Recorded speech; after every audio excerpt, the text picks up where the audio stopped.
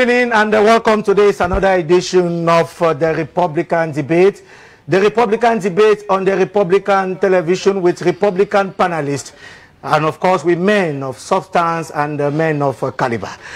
We have important issues to discuss today, and as usual, as I said earlier, we have men who matters in the Republic. And of course I will begin with him. They call him, of course, Professor Edmond Bilowa. He is Vice Rector in the University of Yaoundé 2 in Soua. Prof, you are welcome to the Republican Debate. Yeah, thank you. Thank you, Clarkson. Good evening to all viewers. Good evening to my co-panelists. And thank you for inviting me. It's always a pleasure for us to invite Professor Edmond Bilowa. Sitting here equally with us, they call him Alem-Keng. Oh, again, Alem-Keng Richard is coming all the way from Bamayo. Hi, is Bamayo? Bamayo is doing well, Clarkson. Good evening, Clarkson. Good evening to our panelists. And then good evening to viewers of Cameroon TV. I hope this evening we are going to have a wonderful debate. That we at least enlighten our public on these great issues affecting the nation. The great issues affecting the nation. Sitting here equally on the panel with us is, of course, Dr. Cho Waters. Dr. Cho Waters, how are you? I'm just like the Northwest and the Southwest. Good evening to my co-panelists, and thank you for having convened me here to evaluate the issues in the country and bring beaming smiles to televiewers. Well, we say thank you equally for coming. Before we move properly into our first topic, we shall discuss the CPDM. The CPDM was born on the 24th of March, 1985. We were in Bamenda at the Bamenda Congress Hall at the level of the Commercial Avenue. 36 years after, what is the balance sheet? I'll begin with Prof. Bilowa. He is a militant of the CPDM party. Can we say that so far so good, the CPDM, 36 years after? Well, I think that globally the balance sheet is positive. The CPDM was at the birth of democracy in Cameroon. As President Paul Biya told the militants of his party to get ready for competition. Okay, so we can claim to be at the onset of democracy. We also think that CPDM somehow has contributed to the development of the country, despite the difficulties that the country faced. Okay, because you know that we had an economic crisis that lasted a number of decades, and then we had Boko Haram at the open north region of Cameroon, and now we have the unrest in the northwest and the southwest region. And despite all these problems, Cameroon has managed to stay afloat. All right, we are not doing that bad. We cannot say that Cameroon is a paradise, but at the same time, we cannot say that it's hell. Okay.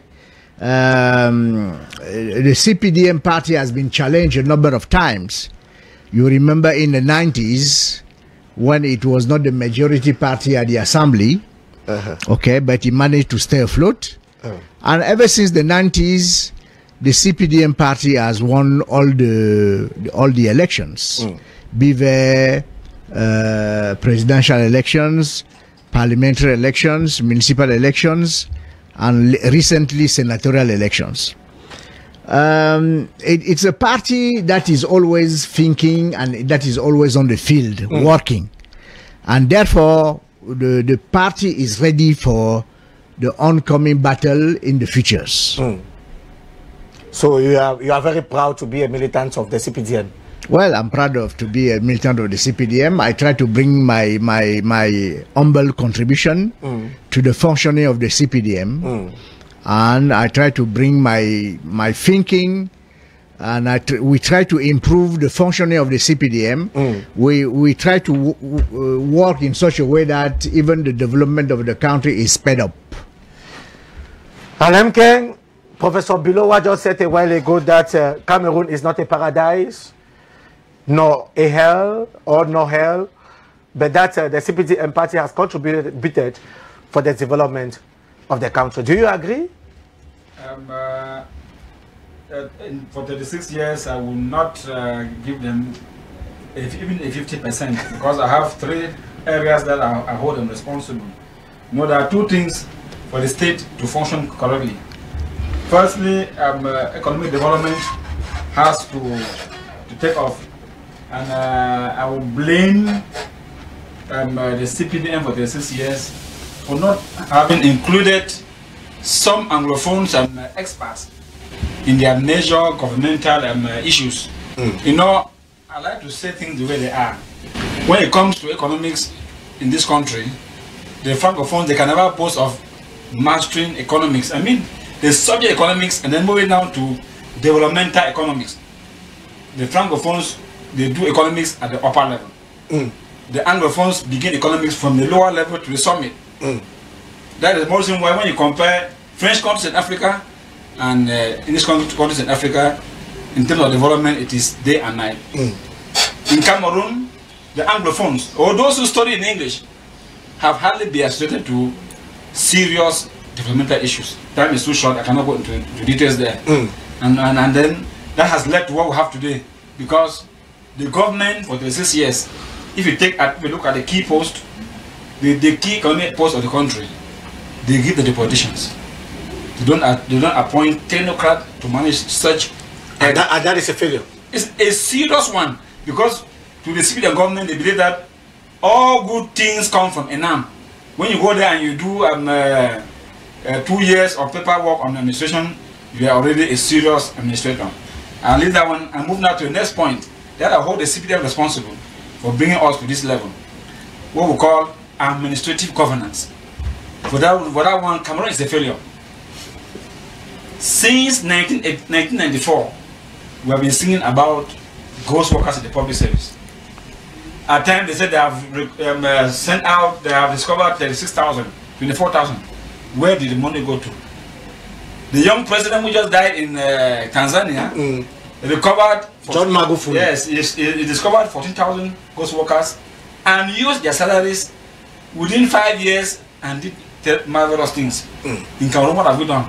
We really saw people who they claim were earning salaries for 2,000 articles. But that money has been claimed. What have we done with the money? We don't see. So at the level of administrative governance, Cameroon, the CPDM government, it's not Cameroon, the CPDM government, because everything is them. Yes, because you count the number of people who are not, the number of persons. So I left for 36 years, there is nothing good? No, I'm coming to that, the one good point. That one good point, which you cannot forget. So at the level of administrative governance, you find that the government is 98.8% CPDM. They may bring in a bit of FCNC, a bit of UNDP, and a bit of UPCO time and again. That's just for coloring. They do nothing in particular. That can change the table. What we hold them for having done to sustain the country has been what we call peace and stability. Okay. Within the 36 years, we have enjoyed stability. We have been coming back to you, Alenken. The time for us to have this jingle before we come back. The jingle, please.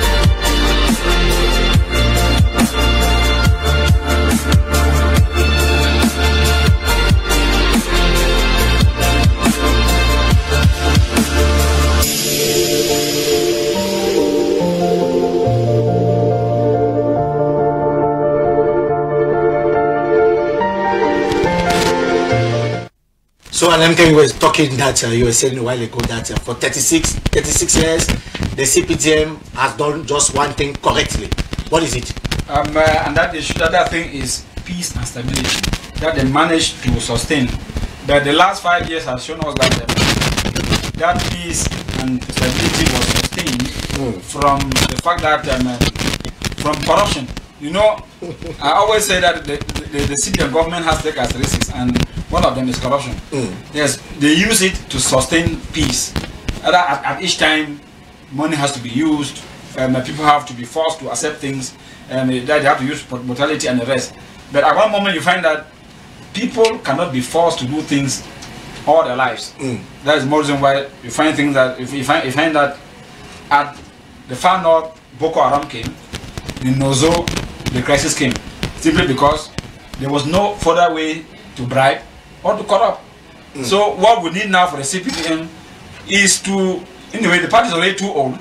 It has to reconstitute itself and set a new base. Because going by what they laid down in 1988 in their communal the handbook written by Mono or Professor Mono or the man from Konsamba, Francois Singapore.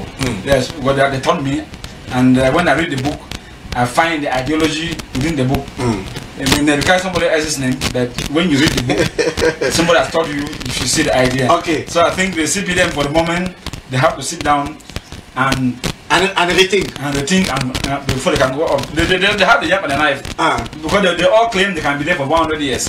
But to take this one, to stay for 100 years, they need again to make the system so that it can function again better. We are talking, of course, the CPDM. Dr. Joe Waters, tell us, CPDM 36 years after 36 years of successes or of failures? I think that CPDM is the only party among other parties in the world that is illegal, contrary to the Congressist party in India that had 1,300,000,000 inhabitants, and the Communist party in China where there is democracy. When I said illegal, I want to insinuate here that in CPDM they do not recognize dual nationality. An example here is the case of Eve Emmanuel Com, why the constitution recognizes dual nationality. That is one of the illegality. Another illegality of the CPDM, I'm first of all conceptualizing before I should contextualize their balance sheet and present for televiewers to understand how is CPDM in Cameroon. We has no difference with the state affairs. CPDM is illegal because they don't respect the constitution. And that is why they are confused between the state properties and the party. Because from definition, the party is a group of people come together with common initiative, with ideas to promote an ideology in order for the well-being to conceive and conquer power. But CPDM has conceived power for 38 years with a lot of fraud and theft during voting in polling stations. Then you will know that being illegal against that, during campaigns, governors represent directly the CPDM at regional level, divisional officers, and then sub-divisional officers. How will you want democracy? As they said, you know that 24th of March 1985, Francis Evembe and Sengakwa, who was the brain of Amadou Ahijo, at 4 a.m. the name P, that letter P came at 4 a.m. before CPDM. And from there, those people were never compensated after creating the CPDM and working with the CPDM. P came at 4 a.m. in the morning. And John Gufoncha resigned on the 9th of June 1990, decrying the issues that are in the CPDM. When I say that CPDM, there's no difference between CPDM and the government. It's because when you take the case of Professor Shalmai Mesanganyamdi, my friend today, you understand here somebody that occupies the sector of communication in CPDM is confused between affairs of the politics and the government by sanctioning Shalmai Mesanganyamdi. We have the case of Folefak, University of Mchang, where he was appointed the chief of service in Gaundere. The next day he wrote to the prime minister to turn down the invitation or maybe the appointment because of personal issues in Chang. People in CPDM with their affairs are sanctioned outside in the government, which makes now CPDM and the government making the same thing. And then CPDM has become an organization where we have networking, we have relationship, where ministers come from, directors come from. We are not from CBDM. You can't have something in this country. You will remain poor for the rest of your life. 36 years of hardship, 36 years of bad governance from CBDM, and 36 years of misery. Okay. He is just coming. They call him Prince APIAJD of the PAP party. Good evening. How are you today? Good evening, Mr. Clarkson. Good evening to the fellow panelists, and good evening also to the millions of televiewers of television. First of all, I'm very sorry for coming a bit late. It's just because of taking a taxi, traffic, and all whatnot. The CPTM, 36 years after, if you were to ask to make a balance sheet, what will you say? No, that's a very fundamental question. It's even very surprising that the televiewers will be realizing that CPDM, there is a single political party that has been in power for 36 years. One political party for 36 years, and there is no balance sheet. Now, there is no balance sheet.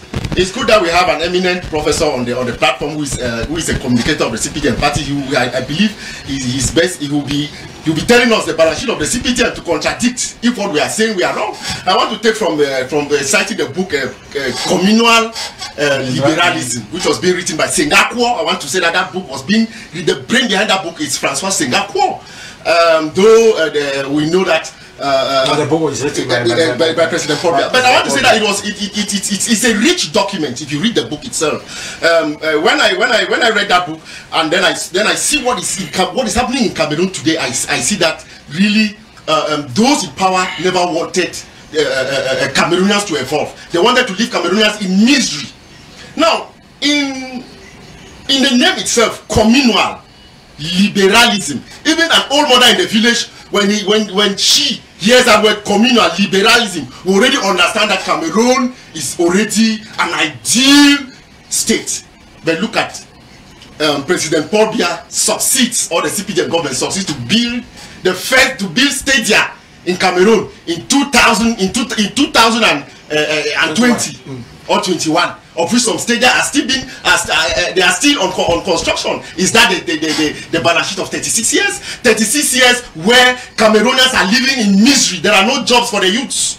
Is that the balance sheet? Look at everywhere in Yaoundé, in all the cosmopolitan towns of Cameroon, it is bent seeking. People are having accidents every day. Cameroonians are dying. The health situation, nothing is being taken home about. Look at even the COVID-19 pandemic, which is now plaguing the world. You cannot see appropriate measures that is being given by the government. So for me, in all the domains, and in terms of no success, I have not seen any success. But there is freedom of expression today.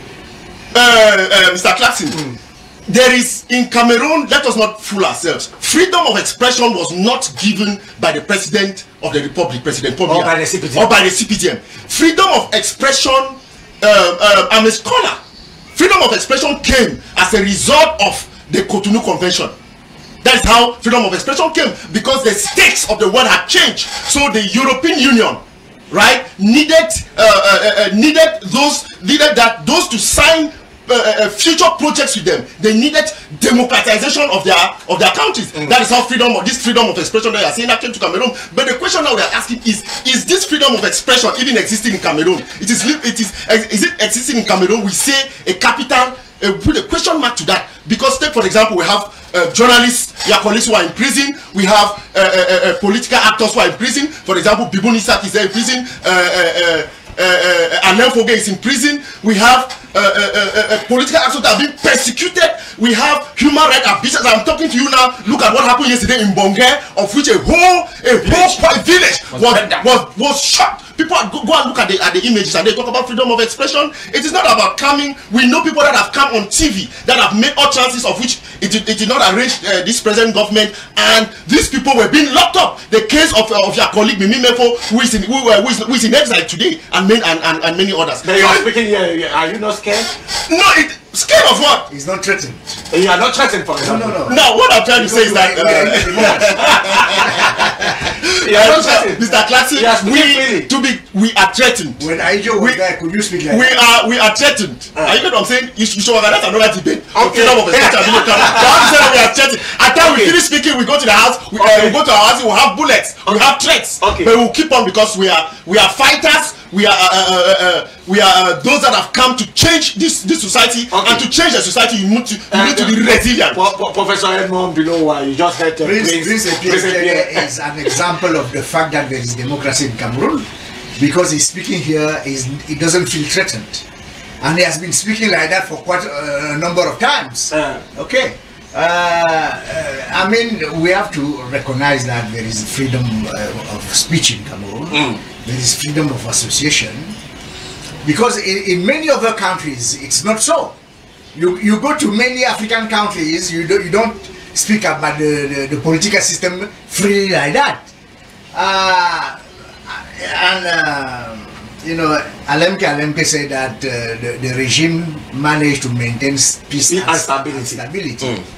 So there are good things that the CPDM party has done. There is no question about that. Because if the CPDM party had been negative all along, Cameroon would not be where it is now. Okay? So we have to be objective about it and recognize that we have made a lot of progress. As far as democracy is concerned, we have made some progress. We are not yet there, but we have made some progress. Now, talking about the confusion between the state and the party, okay? Because Cho Walters, who is a doctoral student at the University of Yaoundé too, where I happen to be the vice rector, he said that Mesanga Nyamdi was punished by the Minister of Higher Education because the Minister of Higher Education happens to be the Secretary of Communication for the CPDM party. Not so. Because if you have been watching Mesanga, he has been insulting the CPDM party. he has been insulting the apparatchik of the regimes. He has never been insulted. He has never been punished. I think that the crush of the matter is that he went to an amphitheater where he was supposed to teach political science and told the students that ministers in the regime are homosexuals, general managers are homosexuals, universities are homosexuals. He said that, and students took that thing and put it in the network, in the social network. We know that, you know that there is a deontology at university. If you go to a classroom, you are supposed to teach the subject matter you are hired to teach. Yeah, you should teach the subject matter. I teach linguistics, so if I go to my class, I don't teach politics in my classroom. I teach linguistics. I teach languages, I teach the psychology. Okay, when you're a teacher of political science, what is expected? No, but I mean, if you are a teacher of political science, it doesn't mean that you should be there telling your students that members of government are homosexuals. You should not be there telling your students that general managers of parastatals are homosexuals. Okay? That's not what you are supposed to teach them. So, we have to be objective about this. Okay. Mesanga is my colleague. He's a younger brother. And we have been on several panels together. It seemed to me that at one point, he himself recognized that he did too much. He really went out of the way. He has been posted to Gaundere. No, it has been posted to Garwa. And Garwa is an annex to the University of Gaundere. Okay. Yes. And he said, I just heard him this morning, he said he will try not to offend his superiors. Okay. I mean, whatever field you are in, you are director of information here. Alright? What happens if you insult your general manager, if you insult the promoter of CAMDIS? How will you feel? That's what happened to Mesanga. He has been insulting everybody. I mean, that's not democracy. Okay, just a second. Okay? Well, so what Fcfa did, I think that I would have done the same thing. Teachers don't go to classroom to teach their ideology. Okay? They go to classroom to teach scientific subject. The subject matter. Yes. Okay. We should not confuse those things. And as a matter of fact, Fcfa is a very good friend of Mesanga. Yes. Mesanga goes to Fcfa's house every day. He goes to his office every day. But it comes a point where you have to ask yourself, am I still the Minister of Higher Education? And Fcfa had to answer that question. And he answered it correctly? Yes. Okay. Yeah, no, please, just 2 seconds. Yeah, Professor Edmund Bilua I will take another case, the case of Agobala.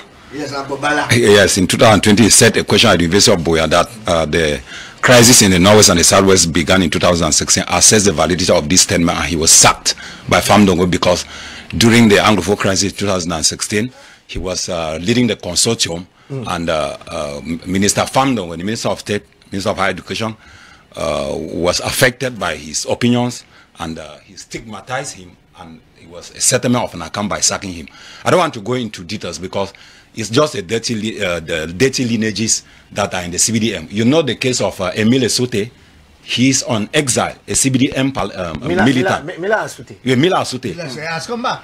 Yes, he went on exile because he insisted for reforms in the CBDM. Everybody that insists on a reform in the CBDM is voted out, and CBDM is proving a dictatorship. And then to end the constitution, as I said that CBDM is an illegal party in Cameroon because the constitution said that the functions of the president of the republic are incompatible with the elective office. Is it the case?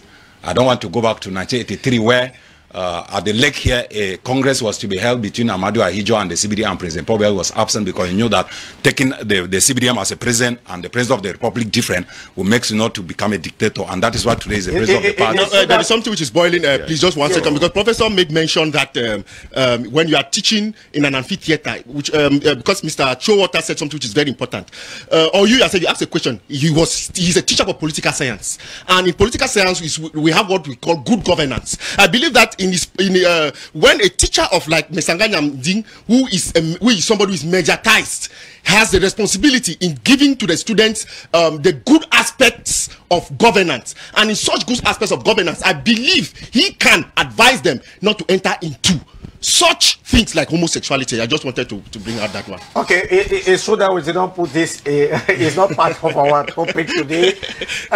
Please, Steve, if we can have our first topic of the day. We are talking the SDF party. SDF, the battle between NINTCHEU, that is Honorable NINTCHEU and Honorable OSIH. Alemke, I used to know that you used to be, in those days, a sympathizer of the SDF party. What is happening today in the SDF? Can we say the battle for succession is on already in the SDF, given that Nijon Fundi said a while ago, some days back, that you will not go in again for the post of chairmanship of the party for the presidential election. I don't know that he said about the, he said that he will not be president. Yeah, he has said so. That he has fought a lot. It's okay for him. Yeah. Okay. Yes, thank you, Tammy. I think what is happening in the SDF today is just quite normal. That Honorable NINTCHEU and Mr. Joshua should be fighting for the front seat. And the front seat is already on auction sale, and normally in the SDF, silly errors are not tolerated. Not like in the CBDM that you can do and you go away with them because of money and the rest. In the SDF, serious little errors are highly tolerated. There is A2 there. Yeah, what's on the A2, and you find that those of us who are outside as observers, we found that Littoral Bureau actually went beyond their limits to, even though for me, I didn't see them going beyond their limits, but some people have claimed that they went beyond their limits. Because actually NINTCHEU is an old militant of the party. He knows the roads better. The whole bureau of Littoral, they understand the roads quite good. What they did is, they are made a politicking, trying to push out Honorable Joshua. Yes, by provoking. What they do, that's what we call provocation. They are making some signs of provocation so that he can. Who is provoking who? No, not the whole Littoral Bureau is behind NINTCHEU. And NINTCHEU also has a very strong following outside. You know, Cameroon, as you see like this, the SDF is one of the parties that have a very high following in Cameroon after the CBDM. They may not vote you today, but within the people's mindset, from north to south, east to west, the SDF is within the veins of many people. Can we say OSIH is a failure? You know, when you move too much toward the CBDM, you will be forced to behave like them. And once you behave like the CBDM, being moderate, in the other camp, they will take you as a sellout. No, that is a complete failure. But what I may disagree with him is the fact that he is using his undies to go so far, he moved to sport, he moved to this. He has to concentrate and make sure that it was quite right for him to stand now. He's at 50. Because some people are blaming him for being a presidential candidate and equally contesting at the level of Fcfa. No, there's no problem. Whether you are a candidate for the presidency or Fcfa. Those are different associations. Those are different associations. The Cameroon is a country. Fcfa is an association of people, of Cameroonians. So there is no incompatibility between being president of Fcfa and being presidential candidate. No. So you are saying it's normal for... No, it was very normal for OSIH to... No, I mean, OSIH could be a candidate, a candidate as the president of Fcfa. There is no problem about that. Where I find him wanting is the document that he's supposed to have signed from the against the U.S. Congress. I think he signed that document as if he was signing a bank document. Nobody go to the bank to change their ATM card. They just give you a paper, you just sign. Surely he signed that document without reading within the lines. So NINTCHEU and OSIH, if you were asked this question, who is the best person to replace? No, it's not a matter of the best. Who has the attitude to replace Fungi? No, the SDF was born within a given type of atmosphere. Yes. And it has to go within that atmosphere. And it is people who have those that of temperament who can resist it, and we'll find that answer the question. We'll find that it's NINTCHEU who has that temperament to resist it. Yes. No, at one moment, if you want to refuse the CPDM, you must refuse the CPDM from the first to the last. You don't accept, you don't refuse them on the studio. And then you are still behind. And then in the evening, you are dining with them. If you are dining with them, it should be official. There's food used to go to the beauty palace. So you think that NINTCHEU is not dining with CPDM? NINTCHEU has CPDM parliamentarians who are friends, who are his friends. They can be their friends, but not political friends. No, well. Not political friends. Okay, please, let's be sure that you are from the PAP. Tell us the battle between OSIH and NINTCHEU. Well, Mr. Clarkson, I will first of all say that as a political observer, political activist, it is our responsibility to comment on the issues that concerns the political evolution of Cameroon. So I feel very comfortable to talk about what is happening in the SDF. I will look at it in three tenets. First, the creationism of the SDF party. The SDF party was created under the basis of the frustrations of the Anglophones. And it came as a result of some activists who wanted change, who saw the suffering former British Southern Cameroonians, like Albert Mukong, who came with an ideology, and the SDF party was born on the 26th of May 1990 under bloodshed in Bamenda, under bloodshed. Now, the party ideology of the SDF is but very true that SDF is a very big political party. Looking at its evolutionism, now come to the evolutionism of the SDF party. You realize that even some Francophones, those of, when I say Franco, those of the Francophone speaking side, bought the ideology of the SDF party because they stood for looking at the federalist Cameroon, where you can see somebody like Francois Senghor resigning from the CPDM party. I'm talking of when the CPDM party was born, he was the first Secretary General. I'm talking under the governance of Professor Biloa here. He was the first Secretary General of the CPDM party. I'm talking of a brain of communal liberalism. I'm talking of somebody that has been the Minister of Information and Culture in President Paul Biya's regime. I cannot come to his parkour during working even with Biya. And all one of, because Biya has been his boss as a Secretary General, he's been the Assistant Secretary General. All of them with the rank of ministers. So they knew that he knew Cameroon. And such a big week, leaving the CPDM party, coming to the SDF party. We have other people like Yonder Black, who had been a bâtonnier of this country and a barrister. So you realize that SDF party went into hide. And many Anglophones identified themselves with the SDF party. That is why you see that the bastion of the SDF party was in the northwest and the southwest. But we come to the 2016 where the crisis began.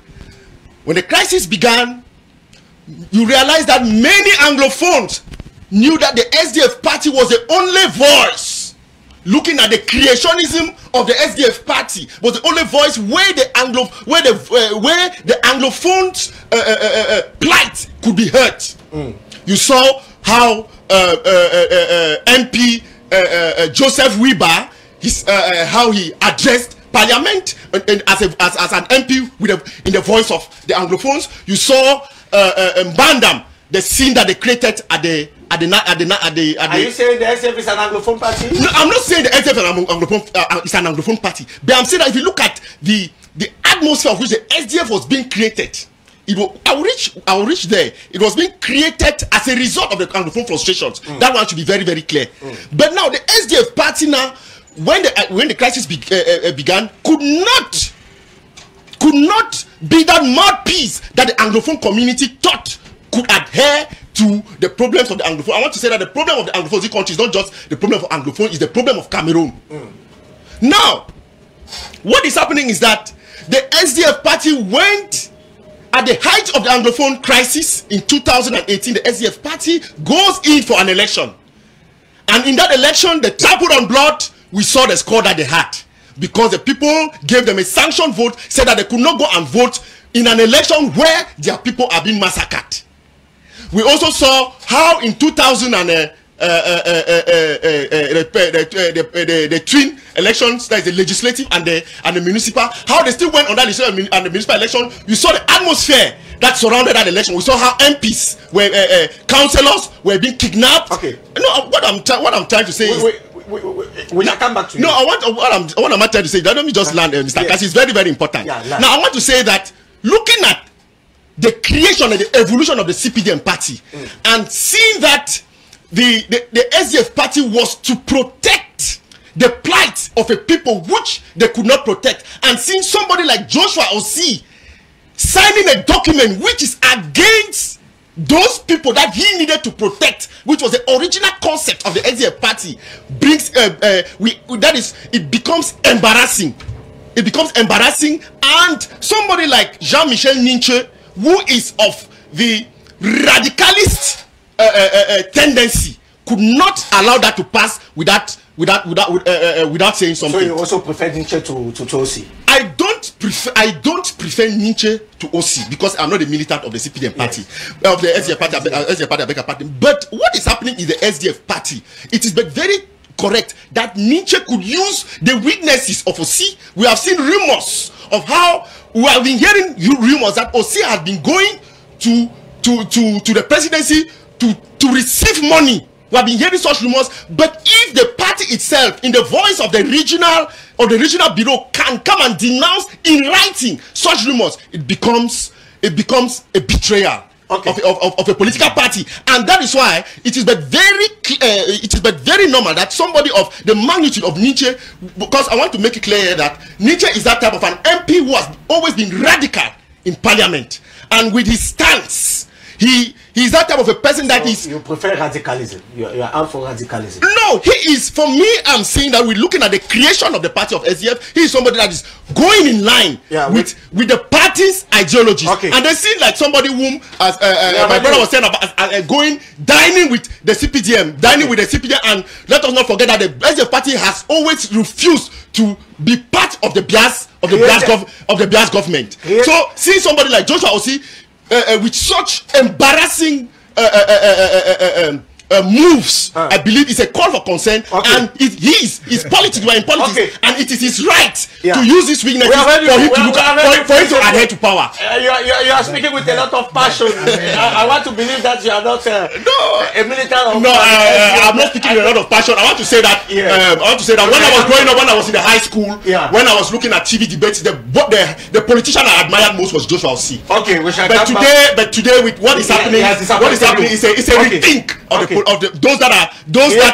that should be models of the youth that want to arrange don't politics. have any proof of what you are saying, because even if you can prove that Joshua Oshie once in a while meets with President Paul Biya, you will say the same thing about John Frundi. John Frundi has met President Paul Biya several times, publicly and privately. So, you know, politics is, you have to be very careful sometimes in politics, because there are things that are going on underlyingly going on that we don't know about. Exactly. Okay?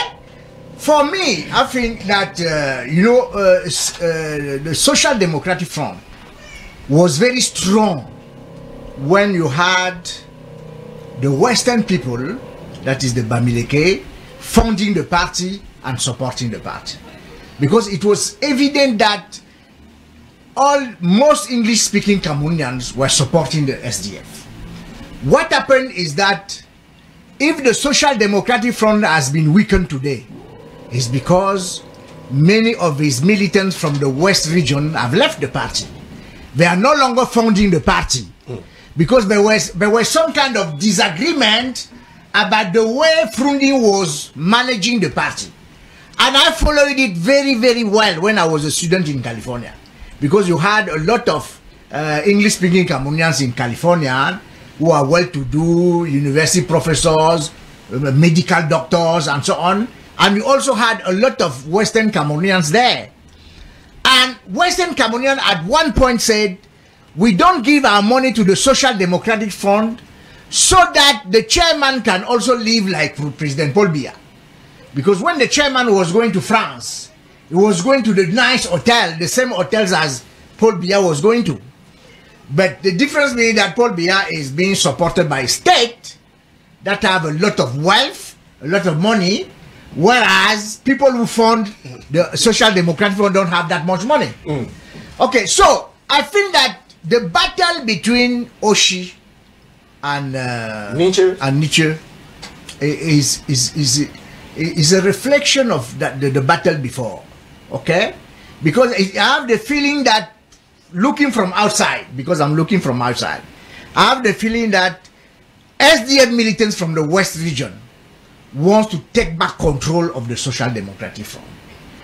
And that battle is likely to weaken even more the Social Democratic Front.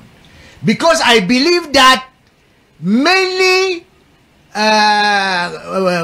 English-speaking Cameroonians from the Northwest and the Southwest will back Joshua Oshie. I may be wrong, but that's what I think. Because many people in the social... Alemke, for example, is backing NINTCHEU. I'm not saying that. No, because you see, Frundi has always said that, you know, when I was creating the Social Democratic Front, where were all these people? And therefore, many English-speaking Cameroonians are going to say, when we were fighting for the birth of the Social Democratic Front, where was NINTCHEU? Where were these people? So this battle is not going to be an easy battle.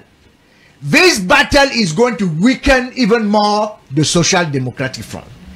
Personally, I think that Wike is an extremist. He's a radical. Okay? He's a radical. Personally, I think that Joshua Oshie is more tolerant. All right?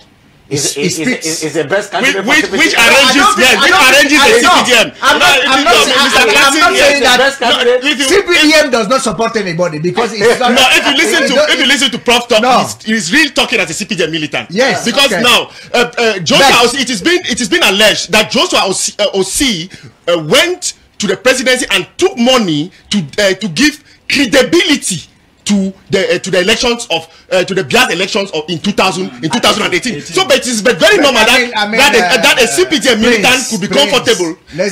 Let's be serious about this. Prof, but all these politicians have been taking money from the president. Prof, you want me to tell you? Prof, but you want me to tell you? From the 1990s until the year 2018. Prof, all politicians have been taking money from the state of Cameroon. All politicians in order to go to the election. And for a second, so what you are saying? So what you are saying about Joshua Oshie You don't make me No, laugh. You want to tell me that Fruity has never taken money? You want to tell me that Elobu has never taken money? I want you to tell They me have all taken money from the state. if Justice Ayapola Abida also took money, that one of that can you prove that? You cannot prove it. He did not take a dime. Okay. Now what I want to say is that I'm saying when we are talking of Honorable Justice Ayapola Abida, he's somebody that I believe that Cameroonians know him very well, because he made a public statement and during the 2011 elections that if there is any Cameroonian that him has cheated with one dime, or as in his services as a magistrate made a pronouncement which was not credible, that the Cameroonians should come and stand, and no Cameroonian could challenge. Okay. Now, in a nutshell, I want it's very important. It's very important because it's very important. It's very important. It's very important. It's very important because I want to say that. Moreover, he was a high civil servant. I want to say that the CPDM. I don't know why you are talking about the CPDM government needs. This CPDM government to bring down this regime needs the voice of radicality, because if we don't have radicals that are willing to stand for a change, it will not be easy to bring down. Okay, we are ready. Dr. Cho Waters, finally, I know you have been waiting for long. Tell us, we are talking the SDF, NINTCHEU versus OC. Who do you think is the best person to replace Nijon Fonzi? Well, I will not be better placed to appreciate OC or NINTCHEU, yes, but I will be very exemplaristic, and I will be practical for everybody to see what is happening in the SDF. When you take the case of Seresen Jama, the late Paul Eric Kinge, and then Jekam Chamini from the Cameroon Renaissance movement, you understand what is happening between NINTCHEU and OC. Then, when you go back again, a little back in 2018, when the presidential election on the 22nd of October was declared the Constitutional Council, President Pobia was the was elected president. OC congratulated the President of the Republic in the name of the party without the consent of the party. There's no man. I don't know what to put in normality. Politically, it was not normal. I just wanted to say in my own point of view. Thank you. I don't know what he puts in normality, but I've told you that I'm practical. I don't want to see whether Frundi did what or that, because Frundi in 1992 won the presidential election. We still have Dipanda Mole, who is retired from the Supreme Court. He said there were some irregularities, but we never knew what were the irregularities. So SDF today dropped from more than 40 parliamentarians to 5 today, because the CBDM wants to use OC to reduce SDF to 0, and in the next presidential election they will position the person that they want to take over the country through a monarchy. That is my first regard. My second regard is this. What has that got to do with SDF? You think that SDF can prevent anybody from becoming president in Cameroon? The examples are very clear. Do you see that yesterday's publication in the Guardian Post? In fact, it is impolite. OC said he can still sign back another petition to the U.S. Congress. That's what OC said. Is it not the Guardian Post? He got annoyed. Any parliamentarian can do it. Well, I'm saying that you two can also do it. It's flabbergasting, Prof. You see, I brought the history of the SDF. Also need to apologize to Cameroonians. The creationism and the evolutionism. So you need to apologize for having signed a petition. The U.S. Congress ruled to the president was being created, and then you see people like Joshua Osi today coming and dining against the will of how something you see. Albert Mukong are people who were being locked up because of this ideology that people like Joshua Osi today are tampering upon because of their egoistic manners. So in a nutshell, what I want to say is that what Dr. Cho Lucas is talking is very, very primordial. It's very, very important, because the OC stands in a position where he is like somebody that they want to use to pass on the political transition. Wow. Now I want to say that the generational transition that was being announced, Mr. Classic, the generational transition that was being announced by the president of the republic. You preach virtue and you practice vice. He announced generational transition, and you realize that people who cannot even walk, who cannot even talk, were still revoted as president of the Senate and the National Assembly. So you see that it's a whole scam. Prince, unless you want to convince me, I hope I'll have my time. Unless you want to convince me that the regime is working for Oshi to become president of the republic, I don't know how the relationship between Oshi and the present regime will help in the transition. Huh? There is no way. Let me finish. There is no way the CPDM party will be working for OSI. Will be working for OSI, or will be working for somebody who is not of the CPDM party to become president of the republic. And I don't see how the relationship between A2D and Oshi can help in the transition. It cannot help in the transition because Oshi is not an important personality in the political game.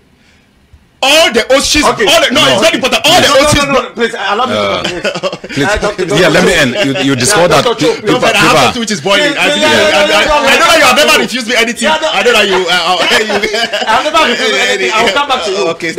You know, I'm always very brief and straight to the point. I don't talk too much, but I say the little that can help the televiewers and the country to understand. I want to say here that the U.S. Congress cannot write to the president about something that's happening in the restive Northwest and Southwest region, and somebody got up from a party, signed a petition of 62 parliamentarians and said he can see signed again. In fact, it is impolite. Also need to beg for forgiveness to Cameroonians because we are seeing to it. I will take article to Cameroonians for doing that because it's a disappointment with the Anglophones edit that are lying to President Paul Biya about what is happening in North South. I will end with section 8.2 of SDF that automatically excludes you or maybe dismiss you when you have violated a series of rules in the party, and I will take section 17. I'm not a militant of SDF, but I'm doing. But you know the articles. I studied the political atmosphere in Cameroon, the political parties. Okay. I have more than 300, but today one is conserving power in dictatorship. So, section 16 says that what? Section 16 says that when there is violation of internal rules and regulations, the regional level has to take a seat with the regional executives at the regional level. They will send their sanction to the NEC, and the NEC, through their national congress now, will observe, validate, and sack. The case of Quemo, the MP, who was from SDF in the West region. Exactly. It was done to regional executive and sent to the NEC. Exactly. I will take the case of Ngwashiri in the Northwest, and I will take the case of Kawala in the Littoral region. Exactly. I'm always demonstrative so that people can understand that what is happening in the SDF today, NINTCHEU use the right procedure to sanction at the regional level so that the next NEC meeting they will send for OC to be examined. But OC came back and said you can see signed again. That is just an example to show that OC wants to join the CBDM while NINTCHEU wants to, as people have said, wants to join the Ajojo of Kamto to liberate Cameroon. Okay. That OC is a better candidate for for the CPDM if OC is president of the SDF. Each political party which is in power will also want to shape the other parties that are below. And I think the CPDM has succeeded in shaping all the other parties except the SDF. This is one of the very first time they are trying to penetrate the SDF. They have attempted on Kamto's party. They brought in violence. They brought in all they can think of. Sent people to prison, but the party is still resisting. This time around, there is an invisible hand within the SDF trying to destabilize the party. But as our brother said, the SDF has an ideology. It was not going to be a national party at that time. It was not meant for that. The ideology of Adbemokom and the others was to liberate the people of Southern Cameroon. But unfortunately, the Cameroon constitution did not accept such a thing. That is the reason why a political party was brought up. And once it was brought up, that ideology has been inside it. That is the reason why federalism remains the central element of the SDF. I've been there. I was in SDF at the creation. I worked for it. My sweat is there. I stopped voting because I found nothing there interesting. That's why I went to school. You were there at the base, and when you are seeing the situation today, how do you feel? No, I feel very sad that people like Ocean who were at the beginning, they cannot, no, they can't stick to the ideology. To the original ideology. If they want SDF to be sustained, they must go back to the original ideology. I said at the beginning that SDF and the CPDM, they are the only two parties that have militants from north to south east to west, even east or not under the beds, there are SDF, other SDF or civilian militants. The other ones are just trying to color the whole issue. So at the moment, what I feel is that trying to push off Mr. Honorable Joshua and bring in NINTCHEU, there are even better people behind than the two of them. My friend Chumol and the rest from the west, they are better to be head of the party. I don't think with them the debate should be centered on NINTCHEU and Joshua. Taking the head of the party. I agree with Alemke on that. Let me say one thing. It's going to be very difficult for the SDF party to find somebody, a charismatic leader like Frunzi. And we saw that during the last presidential election. Exactly. Even if you take into account the fact that you have a crisis in the northwest and in the southwest, we realize that it's going to be difficult for a leader to be of the caliber of John Frunzi. And I believe sincerely that neither Oshi nor NINTCHEU can do the job. The charisma of Frunzi is becoming a problem to the SDF today. Yes, the issue is that if you look at Frunzi and the SDF party, there's also a problem, because I want us to center this question on because what is happening in the SDF today is as a result of the root causes. What is happening is the root causes of the Anglophone frustration.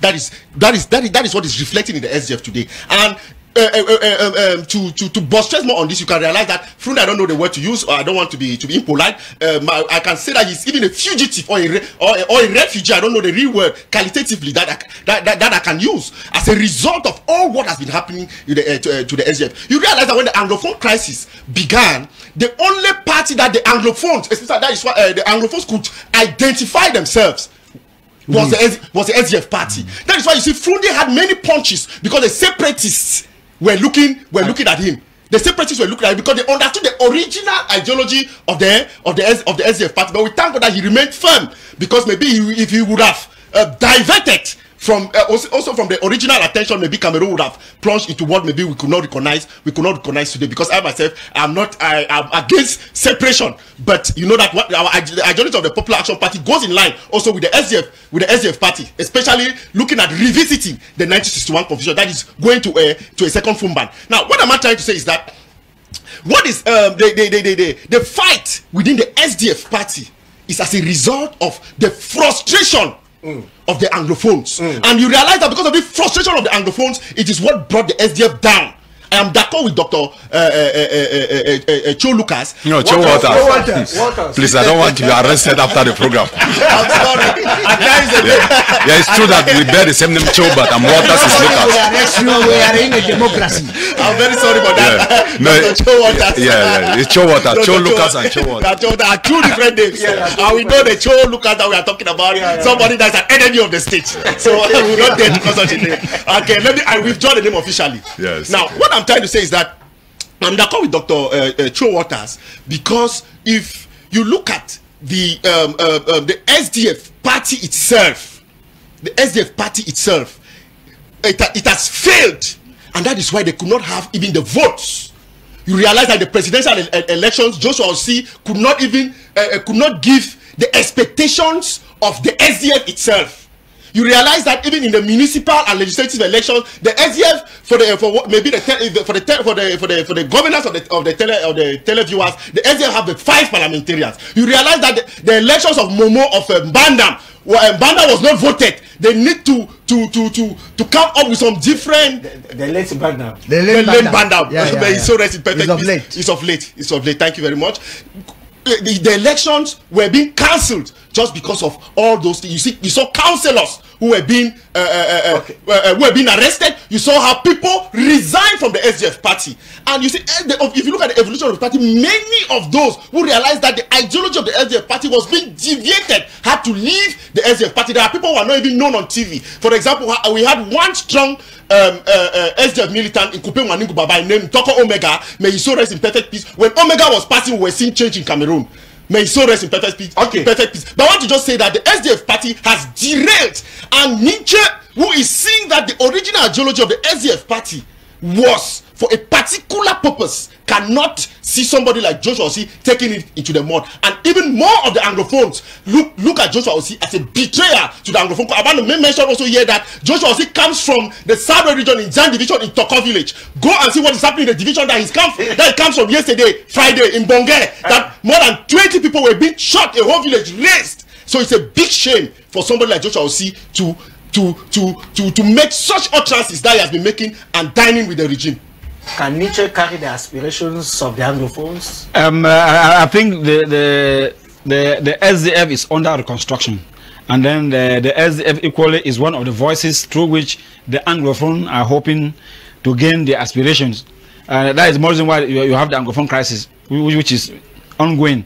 But I think the government has been playing a foul, because some of the people that will find at the head of the SDF today are there due to government, due to the CPDM infiltration, and such things they don't last. They don't last. The mere fact that the SDF today is having all the 5 MPs is understood. If you found out Honorable Awudumaya dropped the tower before the elections, then you can understand that apparently there was no need going in for elections when things were not okay. The senator from Gwakutunja, Barrister, what was the name again? The barrister from Gwakutunja. The barrister said for him the SDF should not even go in for the presidential elections, because they already read it on the wall that going in for the elections was going to create more problems, and today we are seeing the problem coming up. So at this juncture, the SDF needs once more to reconstitute itself and revisit the fundamentals of that party. Why was it created? How has it been functioning? We know Frundi himself has also helped to destroy it along the lines. That one's very clear. But the younger generations, if they want things to work, Osi, NINTCHEU, Chumolo, and the rest, they have to go back. They have to take some step backward in the next Congress. It's Barrister Kamende. Kamende. They have to go back, take about 3 steps backward and restructure the party from the base. Yes, they should avoid the summit. All today in the SDF is about the summit. Okay. They should move back and start building the party from the wards, from the sales as it used to be, and then to see whether things can be put in order. But the problem of leadership should not be problematic, because already in the SDF, power is well distributed. Power given to the people. Yes, it's well distributed from the sales right up to the regional bureaus. The force of arguments. I think what the SDF needs today is that the youth, those between 45 and 60 in the party, they have the yam and the knife within them. Okay. And they should not say their rights. What our brother is doing here, also saying that he can resign. And I know these are signs of anger.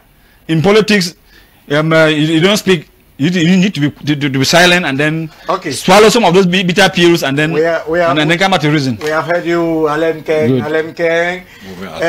It's so that the SDF, they talk of power to the people.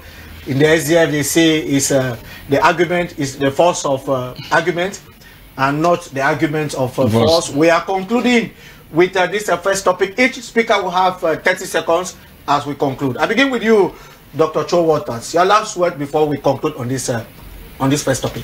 Yes, you are first time of giving me the speech about SDF. I told you that I can't say whether NINTCHEU or OC who is the best, but from the works that I do on the field, discovered that Pongwa in $3 to $5 with materials, credentials that NINTCHEU has been given to primary schools, secondary schools in his constituency, really shows that NINTCHEU, Honorable NINTCHEU has the good ideology for the SDF and the spirit of 1990. But when you look at OC, you discover that OC repairs the materials that are enabling the President of the Republic to travel as a technician and doing business with the presidency. Is already bringing an attraction to the CBDM and a way to reduce SDF for CBDM to gain grounds, because they have already blocked Kamto. That is my first take, which is visible. And then to end, I would say that if we allow SDF to Jean-Michel NINTCHEU, 2025 may be their dream, but the problem will be the bastion in the northwest and the southwest where we have genocides. these days, and since 2016. While OC will join back CPDM to fight for their transition. That is what I can say. The advice that you are giving to these two honorables of the SDF is what? The issue is that all what we have been talking boils back to one thing: creationism and evolutionism of the SDF party.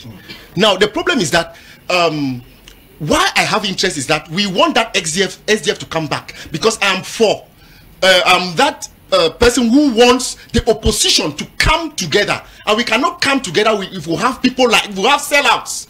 So it is but very normal that the SDF should come back to the original ideology, where their militants, that especially the sympathizers that they have in their bastion in the north and southwest, who feel comfortable to come back. And also, in that same platform, other political parties that also share the same ideologies, I believe, will come together for us to remove this this regime that has been plaguing Cameroon now for more than 40 years.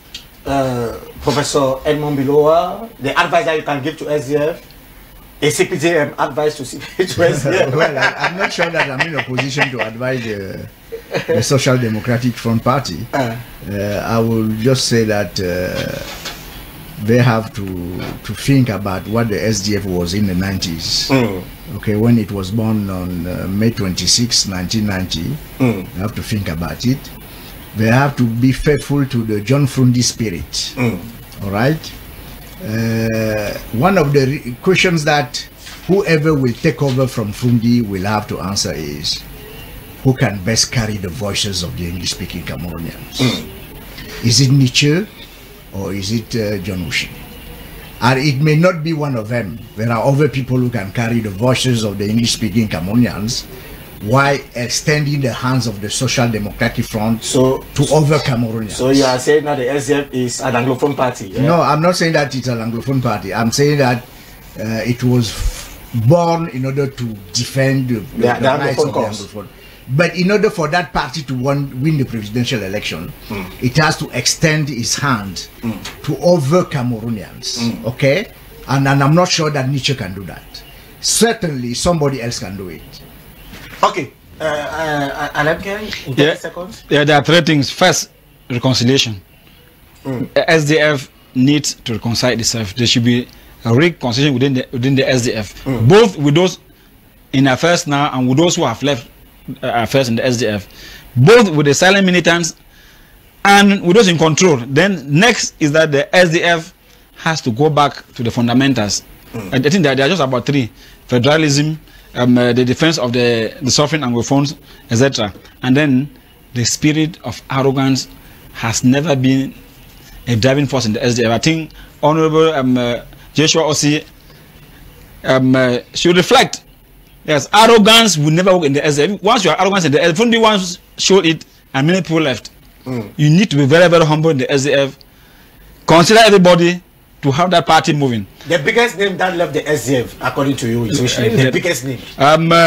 Asongwanyi, I think should be the biggest name. I was in Bamenda the day he left. Muna equally, but Asongwanyi leaving the SDF was spectacular because he left without any anger, as gentlemanly as you can think, and people thought that it was a joke. Yes, he packed his bag, left Bamenda. Keep arrogance aside. That is the advice of Alain. That is it. No arrogance. Alain Keng. Before we move on to our second topic, we should have this report. The report, if the report is ready, please give us the report before we move on to our second topic. The relations between Britain and Cameroon can be traced back during the mandate and trusteeship period, when Britain administered the English part of the country before granting independence in 1961. It is with this context of great friends that the British Minister for Africa was received on the 25th of March 2021 at the Unity Palace. Accompanied by the British High Commissioner, he went through the COVID-19 protocols before being received by the head of state, Paul Biya. It was great to visit the President, and we discussed a number of subjects both around the world, the region, the African Union, and we discussed the situation in Cameroon, the commercial opportunities in Cameroon, the contributions British business make For close to 1.5 hours, Paul Biya and the British envoy went through the diplomatic relations between both countries. Farmers and distributors. So a great force of British business in Cameroon. We discussed environmental issues and of course the issue of the day, COVID, COVAX, the contribution the UK makes £584 million into COVAX, which will help bring vaccinations around the world, to the developing world in fact. Britain might not have been frequent in contributing to the economy of Cameroon, but the United Kingdom of Great Britain is determined to remedy the situation.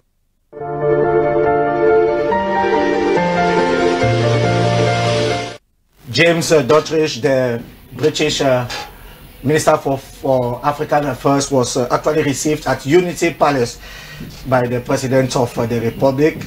Issues like business, like environment, COVID-19 were discussed, but most especially the Anglophone crisis. If we can have our second topic on the screen as we discuss the Anglophone crisis, the UK is actually interested in having seen peace return to the Northwest and Southwest region. Can we say that this is another coming, Professor Bilowa, that this is another coming of a UK diplomat is something good for the Anglophones or for the Anglophone crisis? No, it's good if our friend abroad can help in solving this crisis. We know that the Commonwealth is behind, Francophonie is behind, the United Nations, the African Union. Everybody who can chip in and try to help in finding a solution is welcome. Okay, and certainly we have historical ties with the United Kingdom, so they are welcome. They know Cameroon better than some other European countries. Okay. So it's a good thing? It's a good thing. Are you also optimistic, Fcfa? The fundamental question I want to ask is who is fooling who? But while answering this question, I want us first of all to look at the historic of Britain with Cameroon. Before Cameroon itself was born, that is pre-colonial Cameroon, British had interest in Cameroon. And Cameroon was born, I'm talking of German Cameroon now. Because of the interest that Britain had in Cameroon, Britain comes together with France to come and chase the Germans out of Cameroon. Britain and France take this Cameroon in 1916, the partition of Cameroon.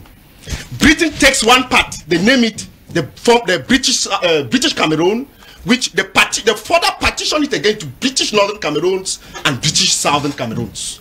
British administered British Cameroon for in the mandate period that began in 1922 in Cameroon for let us take it from 1916 for 23 years before the outbreak of the Second World War in 1939.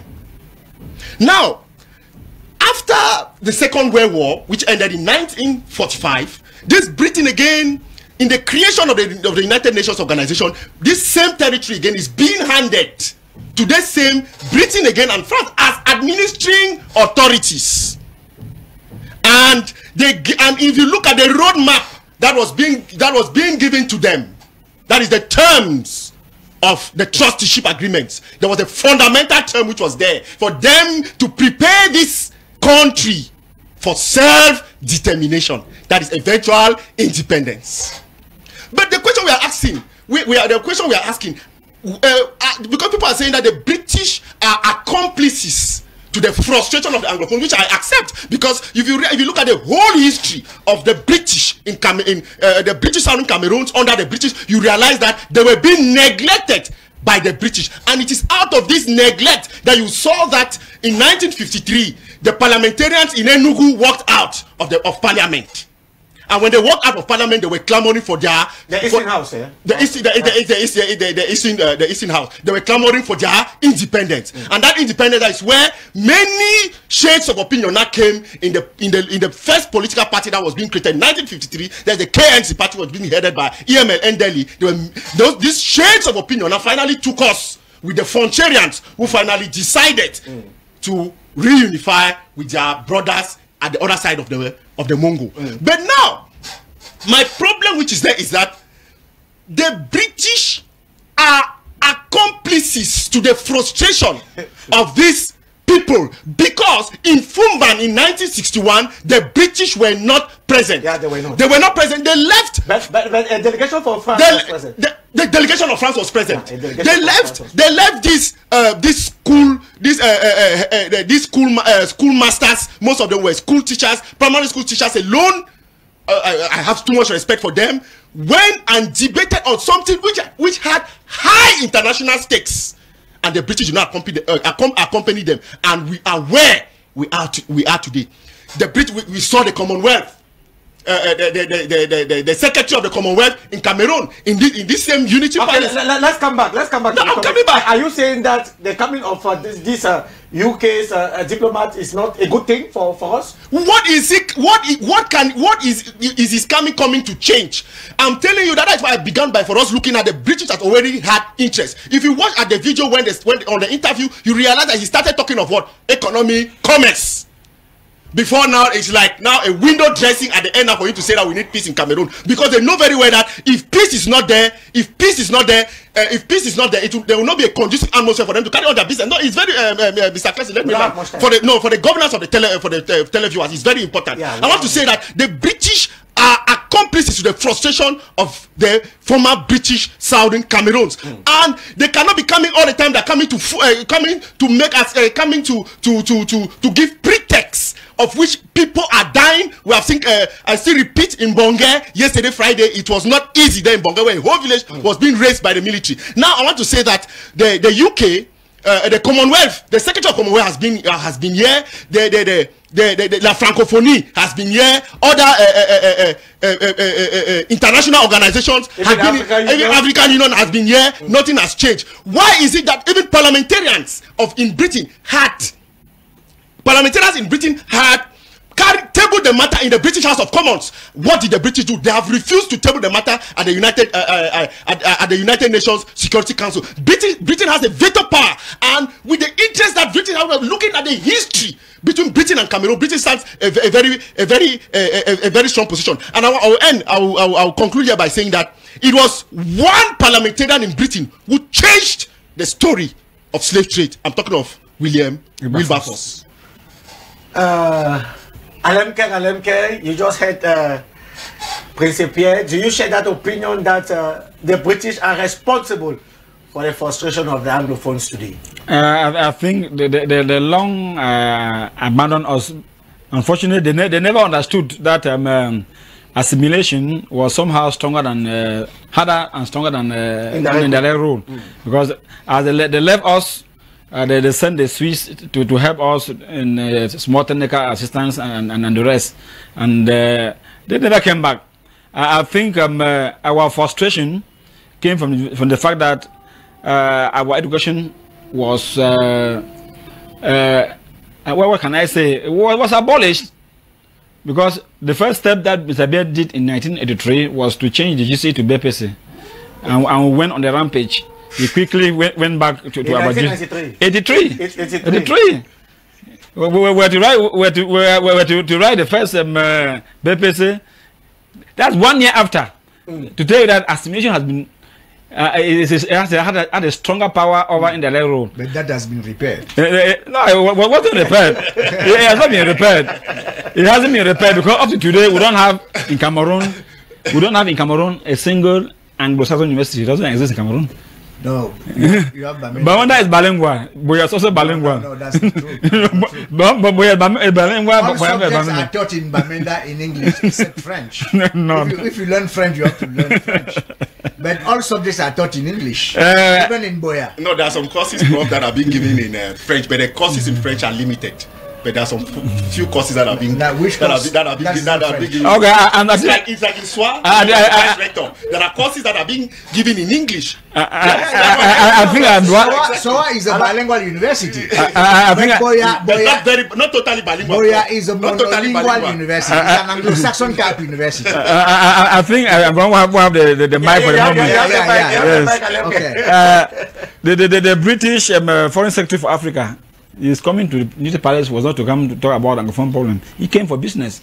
Yes, he has outlined where he came from. You don't know what was said. No, he gave the briefing. No, that's for public consumption. Yeah, he gave the briefing. Behind the scene, you don't know what he talked with the president. No, if he spoke well on to the president about the crisis, I think what happened yesterday and then Mbonge would have taken place. By tomorrow evening, the whole nation will be aware of what happened in Mbonge. It is catastrophic. It is worse than what happened at the Sota and Gabu. We are just saying in that because the government is still to come out with its own version, and then the public is still to see exactly what took place. But it is terrible. It is terrible what happened in Mbonge yesterday afternoon, of course. Dr. Showwaters, do you agree with the belief that the British are responsible for the frustrations of the Anglophones today? How are they responsible? That is the question I'm posing back to you. How are the Britain responsible for the Anglophone crisis? Because I think we are confused with the terminologies, and that is why we don't understand. I think you must have watched my status to discover that I went back home last weekend and I came at the beginning of the week. I was with my mother. And I also went to Boya. When you leave Boya, when you leave Douala to Boya, you bypass 16 checkpoints. From Bamenda to Bamili, there are 8, and from Bamili to Boyo Division, in Fundong where I reside, there are about 5. There are Amber boys that are having firearms at 2 areas, and then the military that are also having at 2 areas. I don't know how we dress in coats and suits. We sit in this beautiful studio. We speak as if nothing is happening on the ground, and guys are fabricating bombs. They fabricate bombs. Their firearms are even more than those of the military. Let me come back to the question you've asked me. I think that the government from the very first place had bad faith by constructing a very poor diagnosis about the Anglophone war. Is not crisis. Since we are talking about visit, on the 23rd of March 2004, President Paul Biya also visited Washington DC, the White House. It was George Walker Bush. Attacks were launched in Iraq. Are you aware of that? Then France, which is the cankerworm and the fundamental problem. We can have so many visits. People are talking about AU, Commonwealth, La Francophonie. We can have 1,000 millions of visits at Unity Party. Nothing will change because President Paul Biya went to France and said they assimilated Francophones and Anglophones because of 20% of Cameroon. And that's true. He said to Mo Ibrahim, the billionaire of Sudan. From here, you will understand that France, and that 2004, I'm taking that example because France, that 2004 was against the war in Iraq. But when President Paul Biya visited US, the war was launched.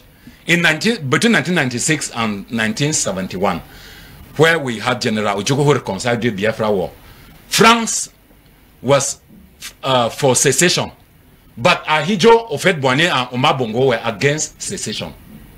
I'm just taking some example for you to understand that France is the brain behind everything in the former British Southern Cameroon, Northwest and the Southwest today. Because if France doesn't visit the Unity Palace in Cameroon, you can have anybody that visit, they will not say anything because President Paul Biya reports to France. He said he was the best students of France. Meilleur élève de la France. So, meaning that nothing will change with the coming of this... Change because of what? You first of all choose a military option in a guerrilla warfare where Amber boys are born every day. You kill generals, other generals comes up. They're massacred. And you choose but a military option.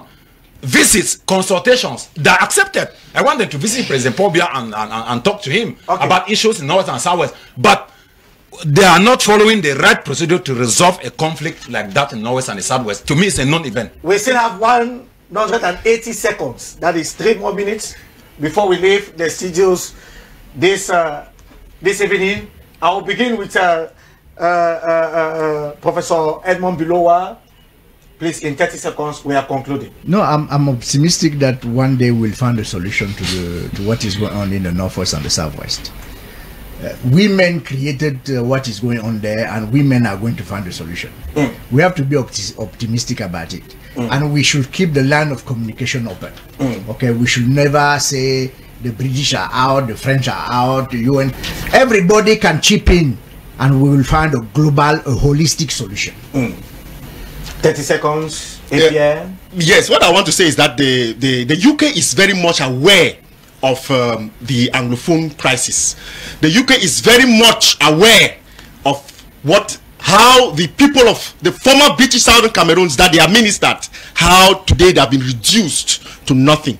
The British are very much aware that that yesterday in Bongé, that they ravaged a whole village, and a people that were just clamoring for some rights, so that they should feel equitable, they should be involved in the political evolution of the country. They have been treated as the fate that has befallen them today. The British are very much aware of the economic stakes in Cameroon, and that is why you see they are now in Cameroon. But we are calling it in the as a voice of the Popular Action Party. We are saying that it's a diplomatic hypocrisy, because the coming is a diplomatic hypocrisy.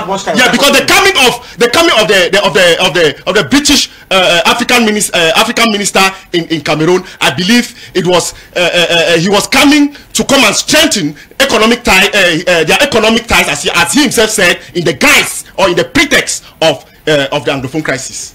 30 seconds, Alan Ken. I will conclude with the CPDM, not with the CPDM 38 years. I think 36 years. 36 years of their regime. I will conclude with them to say that the CPDM is largely responsible for much of the mess that we have in the country, be it Anglophone crisis or not. They should, within the anniversary celebrations, rethink the governance of the country. Yes, they too should have mercy on the people who are being slaughtered on a daily basis. What we are seeing, people dying for no valuable reasons. I think the CPDM MPs, our parliament, should be able once more, at one moment, write to their president and say, Mr. President, I think this time we should give it a Cameroonian solution. Okay. A Cameroonian solution. Dr. Chowaters, 30 seconds. Yeah, my 30 seconds is dedicated to the presidency.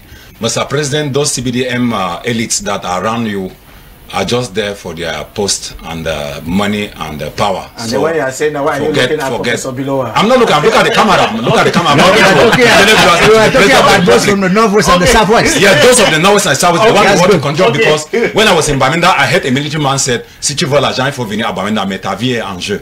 Which means that if you need money, come to Bamenda, because that is what they do in Bamenda. And then the issue in the northwest and the southwest now is out of hand. And then what has eaten the beans is in the beans. If gold can get rust, what will happen to iron? The president of the republic was with Abu Achom and Dorothy Njoma at July 1961. Mr. President, take your responsibilities and forget about the elite and solve the war in the northwest and the southwest. We have heard you. It's on this note that we put an end to this, another edition of the Republican debate. Take another rendezvous same time next week on the same channel.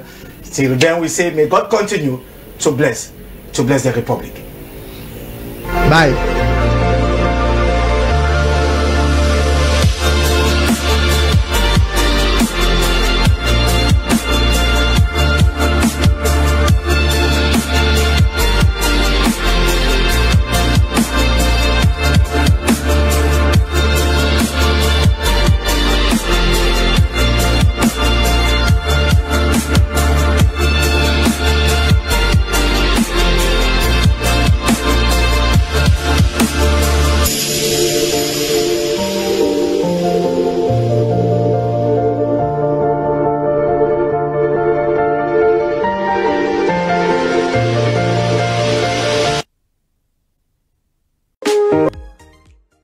Faire le plein de l'actualité minutieusement traité par notre service de l'information, sans parler de l'entertainment, dosé à bonne mesure pour donner un nouveau visage à l'audiovisuel au Cameroun, eh ben c'est le devoir régalien de votre nouvelle chaîne de télé, Cam10 Télévision. Suivez-nous 24 heures sur 24 via une multitude de satellites ou à travers le réseau des câbles distributeurs, sans parler des programmes en live sur la page Facebook de votre télé ou sur le site www.cam10.com en streaming. Et pour la nouvelle année, nouveau positionnement sur le bouquet Canal Sat. Merci d'être de plus en plus nombreux à nous suivre sur la télé qui vous ressemble. Cam10 TV, la télévision républicaine.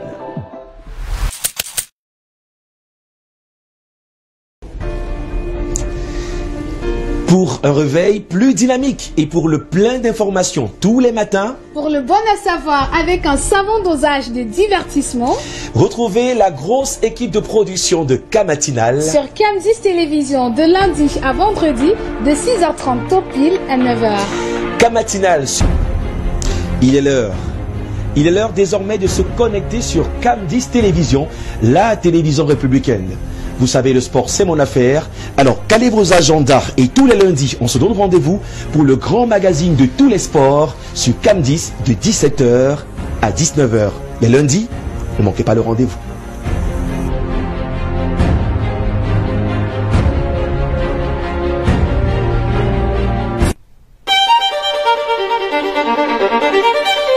Salut, je suis Alfred Passy-Bokolo. Je vous donne rendez-vous très bientôt sur Cam10 Télévision dans le cadre de Corps diplomatique. Corps diplomatique, c'est un échange franc et sincère avec un diplomate sur des questions d'actualité et des relations bilatérales entre le Cameroun et le reste du monde. Corps diplomatique, très bientôt sur Cam10 Télévision, la télévision républicaine.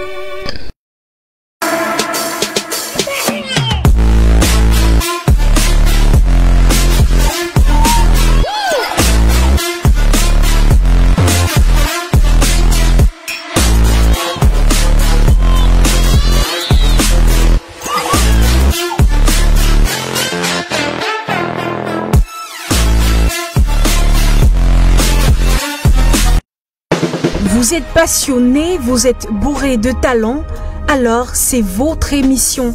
C'est Art de Talent, le programme qui célèbre tous les arts et met en lumière les jeunes talents d'ici et d'ailleurs. Je suis un artiste à plusieurs casquettes. Je suis quelque part artiste, chanteur, auteur, compositeur, interprète, chorégraphe et tout le package.